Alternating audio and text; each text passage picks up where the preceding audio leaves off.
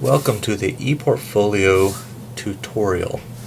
What I'm going to do is I'm going to teach you how to create an ePortfolio for your portfolio assignment that I've given you at the end of the semester. So what you need to do is first go to the Desire to Learn website, and when you log in you should get to your main page. This is my new page, or my main page. There's my picture. When you scroll down you can see the classes that you're taking. For this purpose, we don't really need to get into any of the classes we're taking.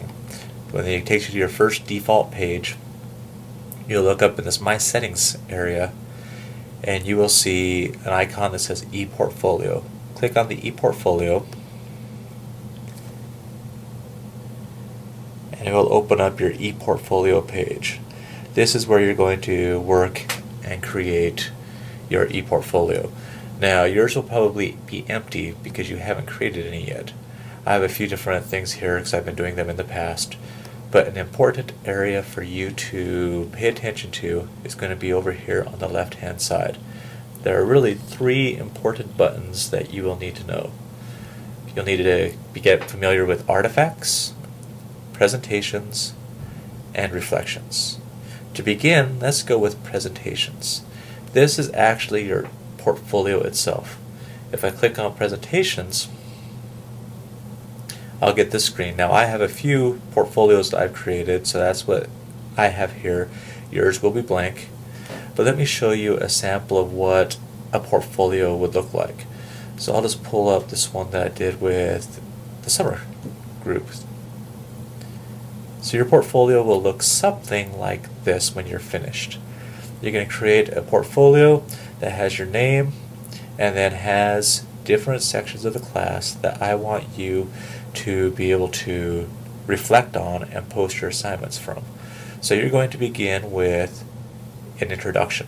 So you'll create a page for introduction and be able to just talk about it. You can go to the evaluation paper, and once you get to the evaluation paper you will actually post your evaluation paper to here, and you will also do a reflection based on it. Same thing with the discussion board. You will copy and paste all of your discussion board participations into a Word document or something similar, and you will upload it to ePortfolio, and you'll post it up here, and you'll have a reflection. You'll have a section for your peer. Oh, we don't really do peer testing, so we'll skip that one right now. Well, we do peer testing. So when you have your materials that you use to be able to do your peer testing, you will upload them here, and then you will reflect on the effectiveness of your peer testing. And we also have self-assessment. So this is where you will actually assess yourself. You'll give yourself a grade for this course, and then you will explain to me why you deserve the grade that you have given yourself. So this is basically your ePortfolio, but I'm going to walk you through how to create this. So I'm going to close this one out for now. And to start out with, we're going to start with New Presentation. So if you're following along, you should click on the New Presentation tab now.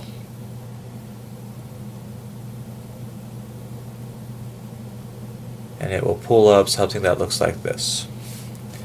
Here's where you actually create your presentation. So here you have to give your presentation a name. Usually I encourage people to put their own name in that presentation. So for me, I'll do something like Dr. Ruckert's Assessment Portfolio Part A, just to differentiate it from the other ones I'm doing. You can put a description if you want. It won't really matter too much description, but if you want to, you can go ahead. So I'm going to put on here something like, this is a collection of my work for the assessment class. Then I would save it probably.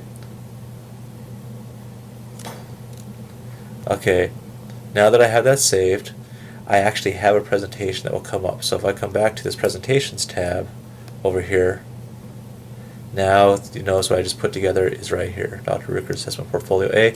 I have a presentation. If you've done that, you have a presentation. Presentation doesn't really look like much yet. If I click on it, see, no name, no pages, nothing else. We've just created a blank portfolio, pretty much, presentation.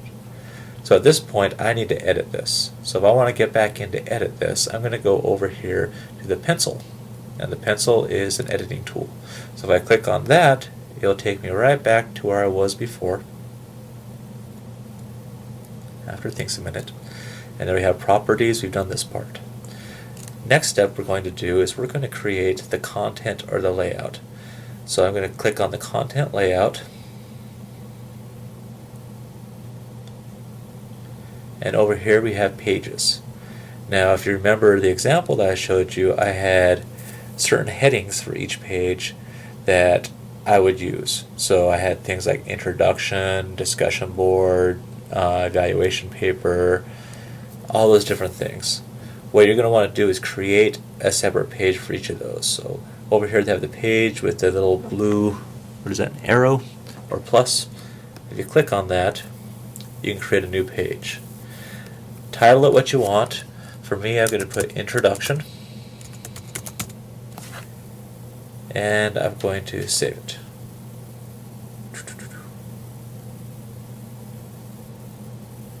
Now if I look over here, I have the new page and the introduction. I'm going to keep adding all the pages that I'm going to want to put into my portfolio. After that, I'm going to put evaluation paper. I'll save it. Come back over.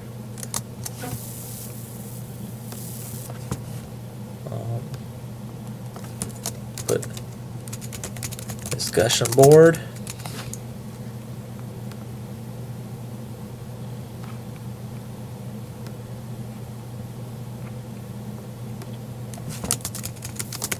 Peer testing.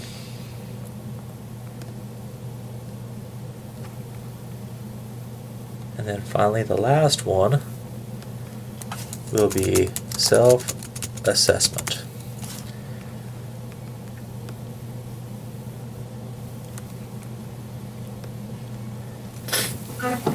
So at this point I have all these pages set up. If you notice the top one came as a default, says new page. I don't really want that, so I'm going to click on this arrow and I'm going to delete it. Yes. So the new page is gone, and now I just have these pages: introduction, evaluation paper, discussion board, peer testing, self-assessment.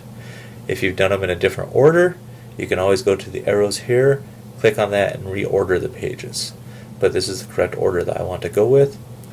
If you notice, one of them is in black, the rest of them were